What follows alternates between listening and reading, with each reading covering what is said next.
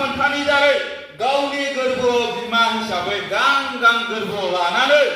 दिनै गिगां गिसि आन्दालनाव पुलिस मिलिटारिनि आन्दो खारखुमानांदों मानोमोन दिनै बिनि मोनथाया बहा थांखो सोर जाखो बिनि मोनथायखौ सोर थगायखो साफ्रोमबो बेयाव सफैनाय रायजो राजाफ्रा सिन्था खालामनानै लानो हायो दे बेखौ प्रमद बर'आ थगायबाय होमबा जोङो बे फैबाय थानाय समाव प्रमद बर'नि जेनाखि मावनायखौ मोजां मोनाखै थगायनायखौ मोजां मोनैनि जाहोनाव एनडिएफबिनिफ्राय मोनसे एपिपि पलिटिकेल पार्टी जोनोम होनायजों लोगोसे दिनै आङो नोंथांमोननाव कुइसन खालामगोन दिनै बे इउपिपिएलखौ देरहाहोगोन ना जोंनि बे समनिफ्राय आन्दालन खालामबोनानै दिनैसिम गावनि थाखाय सानालासिनो दिनै गावनो मा जागोन मा रोंगोन सिन्था भाबना खालामनानै बिथांमोननि मावनायखौ मोजां मोनालासिनो बोरैबा बर' जाथिया थांनानै थालांनो हागोन जोंनि बे सिक्स सिडुलखौ बासायनो हागोन होननानै एपिपिआ आवगायदों दा बबेया मोनसे सापर्ट दङ रायजोफोर आखाइ हमनानै हो दिनै प्रमद बर' थगायसुलाजों सोरबाया सापर्ट जागोन नामा सोरबाया बिनि बे ट्रेक्टरनि सावगारियाव भट होगोन नामा दिनै बिथाङा मोजां मावनायमोनब्ला दिनै एनडिएफबिआ जाथिनि हारिनि मावनानै मानो पलिटिकेल पार्टी गोदान जोनोम होनांदों रायजोफोर मानो जोनोम होनांदों बेनि जाहोना मा प्रमद बर'आ बेखौ थगायनानै दिनै केडेट लागासिनो दङ दिनै एनडिएफबिआ 34 बोसोर दावहा नांनानै दासिमबो जेराव दङ दासिमबो बिथांमोननि 5 बोसोर दैदेननाय सरकार जानानैबाबो दिनैसिम कर्ट कसारि गानांबाय थायो आंबो मैयासो सफैदों रायजोफोर मैयासो सफैदोंबाबो आंनि केसा जाहैबाय नागालेण्डआव नाथाय प्रमद बर'मोन बायदिया जों जाहैबाय जोंनि जेनाखि फोजोबालासिनो केडेट लाबाय थानाया बेखौ साननो गोनां दा बे हिसाबै आङो बुंगोन नोंसिनिसिम मानो होनना बुङोबा जोङो जेला एकर्ड जादों एकर्ड जाखांनायनि उनाव जोङो एक्सिडेन्ट जानानै लेंग्रा जानानै दङ आं सासे लेंग्रा खामानि मावनो हाया कर्टनि सिगां जेनाखि हमजादों हा हु धोन सम्पति फानजोबनानैसो आङो बेलाव फैनाय रायजोफोर होनबा दिनैसिम 5 बोसोर आङो खस्थ' खालामनानै सोलिबोनांदों अब्लाबो इउपिपिएल होननाय प्रमद बर' दैदेननाय सरकारनिफ्राय आथोना सारिना हेफाजाब मोनाखै रायजोफोर मिथिबाय नोंथांमोनखौ खोथा होनो हागौ बिथांमोनहा नोंथांमोनखौ बुंनो हागौ नोंथांमोनखौ मा बुंगोन बिथांमोनहा मानो होनबा नोंसोरनो अरुनदय होगोन पिएम किसान होगोन बा बायदि रोखोमनि अनसुंथाइ होगोन आइ अनसायथि बिथांखि नङा होमबा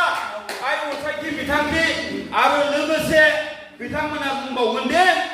सेल्फ हेल्पने 75,000 नाथाय बे 75,000खौथ' होआखैना होदों नामा होदों बै समाव जेनाखि सिस्टेम दङ सिस्टेम बादि खादोंना एकबारे गथा 75,000 सोरनोबा होदों नामा नोंथांमोनानो सेल्फ हेल्पनि हयथ' नोंथांमोनानो साफा नेता जानो हागौ नङा होमबा होदों नामा सोरनोबा आखाइ थिखो होदोंब्ला आरो आखाइ थिखो बेखौनो आं बुंगोन दिनै नोंथांमोननोबो बेफोरबायदि होनो होननानै थगायबाय नङा होमबा सोरनोबा अरुनदय होनो होननानै बुंबाय थगायबाय नङा होमबा बै एमसि इलेक्सनाव आङो लरेन्सनि न'आव खुद लरेन्सजों दङ लरेन्सआ आंखौ गामि लायै आंखौ मिटिं खालामहोदों स्पेस होदों दाना बे स्पेस होनायनि मिनिङा आंहा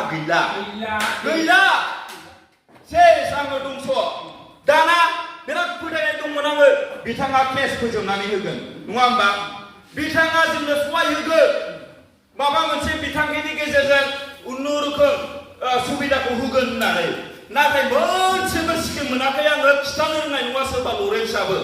सोरबा प्रमदआबो खिथानो रोंनाय नङा सोरबा फेरेंगायाबो खिथानो रोंनाय नङा दा फेरेंगाखौ आं बुंगोनसो दिनैनि दिनावहाय फेरेंगा होननानै बुङोबा फरेस्ट एमनि बिथाङा सिमनाखौनो मिथिया दाना बिबाना लाबाय फरेस्ट एम बिथांनि जेनाखि सिमना बबेसिम थायो बेखौनो फेरेंगाया मिथिला दाना आं बेखौनो बुंगोन बिथाङा मोननै मोनथामल' समस्ति नायदों होननानै बुंबाय आरो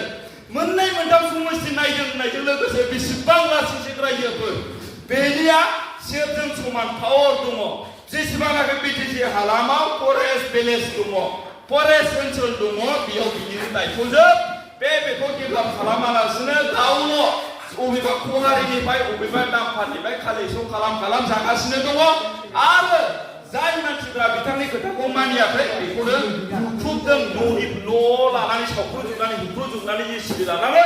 बर' जाथिखौ दंस' खालामदों दा बेखायनो आङो फेरेंगाखौ चेलेन्ज खालामहरगोन दिनैनि बे मिटिंनि गेजेरजों फेरेंगाया हायोब्ला दिनै बे लुमसुननि साफाफोरखौ होगोन नाथाय हाया बियो गोदोनिफ्रायनो लिरनाय दङ बर'जों बर' दावहाया जाबाय थागोन नङा होमबा दिनै बे हिसाबैनो दासिमबो बर'जों बर'ल' हिंसा अहिंसा नङा होमबा बे जाथाया दासिमबो सोलिगासिनो दङ रायजोफोर दा बेखायनो गोनो साननांगौ गैया आङो स्पष्टखौ बुंगोन सिद्धाखौ बुंगोन दिनै जेन'बा एनडिएफबिआ नोंथांमोननि थाखायनो नांदोंमोन नोंथांमोननि थाखायनो गावनि जिउखौ नङा होमबा गावनि जिउखौ बेसेन गैया होननानै गावनि जिउखौ दिनै दान होनानै नांबोनानै हाजार बर' लाइमोनफ्रा दिनै जोंनि अल आसामावहाय दिनै जोबस्रांलांदों नाथाय बे जोबस्रांलांनायनि जेनाखि मोननांगौ मोन्थाय बे मोन्थायखौबो बिथांमोनहा दिनैसिम मावफुंनानै होआखै होदों नामा सोरनोबा होआखैना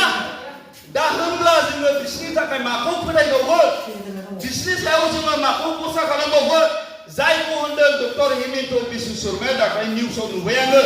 नोंसोरखौ आङो सरकार दानो थाखाय आङो सुबिदा होबाय आरो दासो थाखोसेबाव नोंसोरनो मानो हेल्प नांगौ होनबा बेसेबां लासिंसिम प्रमद बर' सरकारा सरकार जानानैबाबो दिनै बेसेबां लासिंसिम बिथांमोना दिनै बिजेपिनाव हेल्प बिबाय थानाय नङा होमबा हेल्प बिबाय थानाय बेसेबां लासिंसिम बिथांमोना मावनानै जारोङाखै जोङो सानो बेखायनो जेनाखि बिटिसि सरकारा जों आइ आफा रायजो राजाफोरनि बिमा बिफा नङा होमबा दा बेखायनो बिथांमोना बिमा बिफा जानानै फिसाफोरखौ खांनो रोङाखै बेखायनो खाफाल हमनांदों आरो बिसोरखौ आं बुंबावगोन बे सासे बिमा बिफा जानानै फिसाफोरखौ खांनो रोङै हिसाबै सासे मोसौ बान्दि होननानै बुंबाबो नाम लस जानाय नङा बिथांमोनखौ मानो होनना बुंबा बे मोसौ बान्दिया दिनै नङा होमबा फिसाफोर खांनो रोङा दा बेखायसो गिदों बिसोरो ओंखायनो प्रमद बर' सरकारखौ मोसौ बान्दि होननानै आं सोंखारिगोन दिनैनि दिनावहाय दा बे हिसाबै रायजो राजाफ्रा गोथौयै सिन्था दारुना खालामनानै जेनाखि एनडिएफबिनि थांखि टारगेट एसेबां हाजार लाइमोनफ्रा जिउ गोमालांबाय बेखौ नोंथांमोनहा गोसोआव लानांगोन जेब्लायबो प्रमद बर' इउपिपिएल नामखौ जोगारनानै जेब्लायबो इउपिपि जेनाखि एनडिएफबिआ दिनै थांनानै थानो हायैनि बेलायावहाय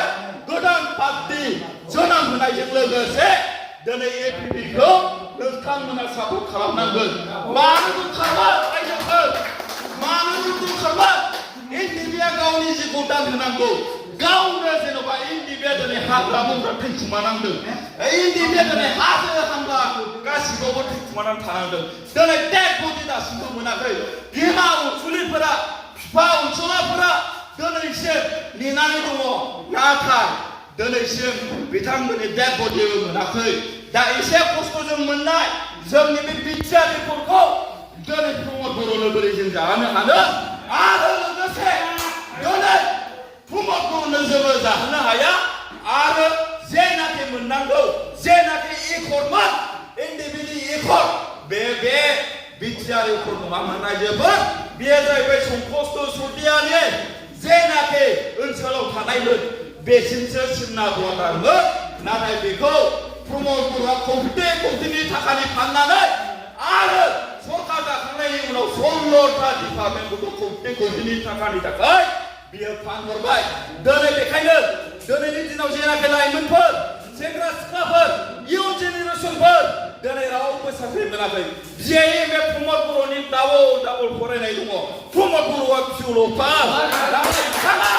गावखौ बुंनानै लादों जे बियो एम ए पास होननानै नाथाय जेलानाखि फरमानखौ बियो प्रमद बर'नाव होनबा प्रमद बर'आ फरमान होनो हायाखै बेयावनो मिथियो दे गावनि फरायनायखौबो फरायसेखौ होनानै बर' रायजोनि मोननांगौ मोन्थायखौबो बिथाङा थगायबाय होनबा बिनि सायाव नोंथांमोना आरो मा गोनो गोथो जाबावनांगौ दङ होननानै आङो सानो आरो बे हिसाबैनो जोंनि जेनाखि EPP पार्टियावहाय नोंथांमोना साफा साफा दायथ'गिरि जाफैबायब्ला साफा साफा बिबानगिरि जाफैबायब्ला आङो बेखौनो खावलायगोन बे ओनसोलाव बे एरियायाव बे दिनैनि मिटिङाव जेसेबां सफैदों सासेयाव साथाम खुरि लाबोयोब्ला आरो नेक्स्टआव बै लाबोजानाय साथामफ्राबो साथाम लाबोबावोब्ला निस्सय जोंनि EPP पार्टिया मानव गेदेर सिला बसुमतारिया नोंथांमोननि दतमा समस्तियाव देरहागोन आङो स्पष्ट बुंगोन दिनैनि दिनावहाय स्पष्ट बुंगोन आङो दिनै सिलामोन बायदिखौ सिलामोन बायदिया नोंथांमोन रायजो राजाफोरखौ अनामोनब्ला दिनै बिथांमोना खारनानै सोरबा सरकारजों थाङोब्ला कोटि रां मोनो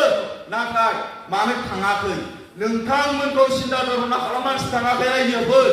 नोंथांमोनखौ सिन्था धारना गैयामोनब्ला नोंथांमोनखौ अननाय गैयामोनब्ला बेनि थाखाय खाथाया गाबोनो दङ बेखौनो बुंबाय थादों प्रमद बर'आ सिलाया आंखौ मानो रागा जोंखो सिलाया आंखौ मानो गाज्रि जोंखो एसेबां दुखु मोनहामनो थाथारबाय होननानै दिनैसो बिथाङा फोरमायगासिनो दङ सिंजों दा बेखायनो जेसेबांनाखि जेनाखि दानि UPPजों थगायजानानै फैदों आं फैखांनायनि उनावहाय आंबो मिथिनानै आं बिथांमोननिफ्राय ओंखारदों UPPआव थानायजों लोगोसे आंनि देहाबो जेंना सुफुंजायाखै नोंथांमोना नायनो हागोन आथिंनिफ्राय आं फोरमान होनो हागोन आरो दासिमबो केस जोबाखै दा बेखायनो UPPनिफ्राय आं मिथिनाय हिसाबै आं ओंखारनानै दिनै EPP गावनि एक्स-डेपुटेसन जानाय पार्टियाव आं मानो थानांदों आथोना गैया सारिना गैया नाथाय जोङो गोदान पार्टि जोनोम जानायजों लोगोसे बे गोदान पार्टिखौ जोङो अराय सम देरहाखांनानैसो जोंनि मोननांगौ मोन्थाइखौ जोङो अराय सम जोङो नाजानांगोन मानो होननानै बुङोबा जोंनि EPP पार्टियाव दिनै प्रमद बर' UPPL दोलोबादि थगायनाय नङा नोंथांमोननो आं एग्जामपोल होगोन सिगां समाव BTC इलेक्सन जादों BTC भट जादों जायफोरा बिथांमोना दावहारुमोन एक्स-बेल्टि बिथांमोनहाबो दिनै मानो एकर्ड जानायजों लोगोसे एन्टार 2 बोसोर सालायनायजों लोगोसे प्रमद बर'आ जाहोदों बेनिफ्राय बांसिन सुबिदाखौ होदोंमोन दा सुबिदाखौ होखांनानै बिथांमोननि ट्रान्सआ 17 बोसोर जोबबाय नाथाय बयबो सोलायनायखौ लुबैदोंमोन प्रमद बर' दालनि खोथा लानानै नङा होमबा दिनै प्रमद बर'नि सोलायनाय जेनाखि माबाखौ नेम निदेश बेखौ नायनानै दिनै नुबाय सोलायनायनि उनाव थगायनायसो रायजोफोर थगायनायनि अनगा जेबो गैया रायजोफोर प्रमद बर'आ सासे थगायसुला सासे गोरजादार मानसि बियो सोर मानसिया गोरजा थागोन रायजोफोर नोंसोर मोजां मोनगोन नोंथांनि फिसाया अबेबा हासानाव गोरजा थायोबा नों मोजां मोनगोन नामा मादैमोन आनैमोन मोजां मोनगोन नाथाय बियो सासे नन BTCआव गोरजा थानानै फैनाय मानसि बेखायनो जोंनि BTC ओनसोलखौ मालाबाबो डेभेलप खालामनाय नङा प्रमद बर'आ बेखायनो प्रमद बर'नि जेब्लायबो एगेन्स्टआ प्रमद बर'आ गोदो समाव बेसेबांबा बाथ्राखौ बुंदोंमोन आङो आंनि थांखिया जायाबा आंनि साननाया जाफुङाबा बर'लेण्ड रायजोखौ आं लाफुंनो हायाबा आङो आंनि डायरिखौ फुल स्टप माने बन्द खालामनानै सौरागुरि गामियाव थांनानै आङो आइ आफा रायजो राजाफोरजों रायजो जाहैगोन होनना बुंदोंमोन दिनै बिथाङा सहैदोंना सहैयाखै बेखौ सोंथि खालामदों बिथाङा सौरागुरि गामिनि ओनसोलनि रायजो राजा गावबुरा हालमाजिखौ सनमान होफैदों नामा होफैनो रोङाखै बिथाङा दा बेखायनो आङो मानव गेदेर प्रमद बर' बिटिआरनि चिफखौ आङो खावलायहरगोन दिनैनि दिनाव जोंनि EPP गोदान EPP पार्टियावहाय जोंहा सेन्ट्रेल लेभेलाव मोननै बिबान दङ बे बिबानानो जाहैबाय एक्जिकिउटिभ मेम्बार नङा जेनेरेल मेम्बाराव सासे दङ आरो लोगोसे हालमाजियाव दङ सासे बेखायनो गावनि चिफ बिबानखौ बिथाङा रिजेक्ट होनानै जोंनि EPP पार्टियाव बबेखौ लायो लाफैनो हागोन आरो लोगोसे प्राइमारि लेभेलाव दङ जोंहा बे प्राइमारि लेभेलाव दङ जाहैबाय जोंहा EPPआव सुखिदाराव दङ सुखिदाराव जोङो 10,000 बेथन होयो बेखायनो रबिन्द्र बसुमतारी प्रमद बसुमतारी लरेन्स इस्लारि फेरेंगा बसुमतारी ना अबे मोनसे बिबानखौ डिजिनेसनखौ लाफैयो बिथांमोना हालमाजि लायो na general member ko layo, na primary subinar ko layo, बिथांमोनखौ खौसे जानांगौनि बेलायाव उननि one vote एक vote जानांगौनि बेलायावहाय आं बिसोरखौ रिजेक्ट होनानै जोंनि बे पार्टियाव EPP पार्टियावहाय बिबान लाफैनो थाखाय आं खावलायहरो आरो लोगोसे